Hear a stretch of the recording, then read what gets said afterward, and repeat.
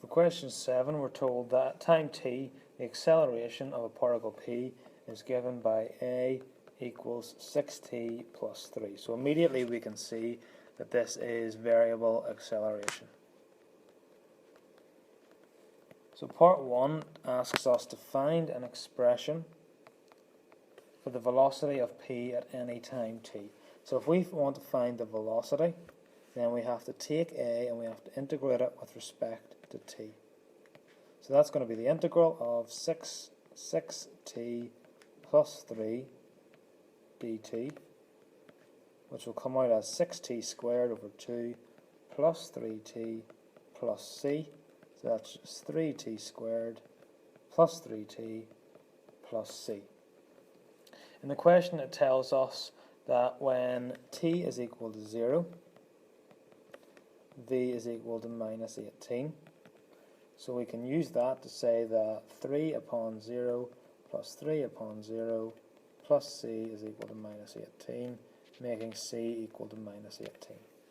If c is equal to minus 18, then the velocity can just be written as 3t squared plus 3t minus 18.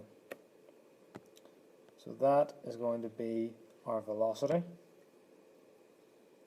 Part 2 then says to show that p changes its direction of motion only once.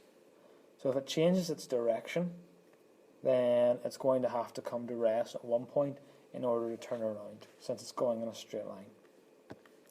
So for part 2, we're going to look at when v is equal to 0. So 3t squared plus 3t minus 18 is equal to 0. So we can make that t squared plus t minus 6 is equal to 0, which will be t minus 2, t plus 3 equals 0.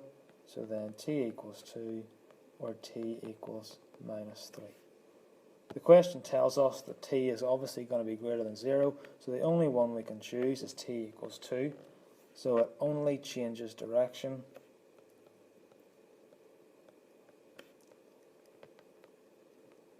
once. And when it changes that direction, the time is going to be 2 seconds. Part 3 then asks us to find an expression for the displacement of p from O at any time. Okay, so we want an expression for the displacement. So if we're looking now for the displacement, that's going to be the integral of the velocity with respect to t. So that's equal to the integral of 3t squared plus 3t minus 18 with respect to t. So we go ahead and integrate that. We'll have 3t cubed over 3 plus 3t squared over 2 minus 18t plus another constant of integration. In order to work out what this constant of integration is, we're going to use the fact that at t equals 0, the displacement is 0. So then we can see straight away that c is equal to 0. If c is equal to 0, then s is just t cubed plus 3t squared over 2 minus 18t. So we've got our expression for the displacement, and now we can go ahead to part 4 to find the total distance travelled by p between 0 and 4. We've already worked out in the question that it's going to change direction at t equals 2. So we're looking at what happens, how far it travels between t equals 0 and t equals 4.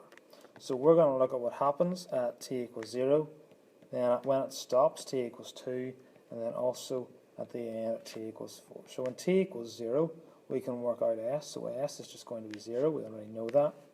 At t equals 2, we can work out s, and that's going to give us minus 22. At t equals 4, s is going to come out as 16. So this is the important bit for this question. We have found the 3 displacements, so the best thing for us to do is to mark this on a little diagram. So say if this is the point O, and this is where t is equal to 0. At t equals 4, it's going to be over here at 16. but at t equals 2, it's going to be over here at minus 22. So that's minus 22 meters, that's 16 meters, and then this is here at 0. So if we think about the motion in a straight line of this particle, it's going to go along these 22 meters, okay?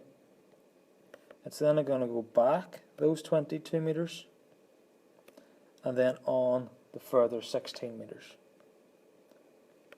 So the total distance that it travels, it's going to go 22 meters to the left, then back 22 meters to the right, and then 16 further to the right.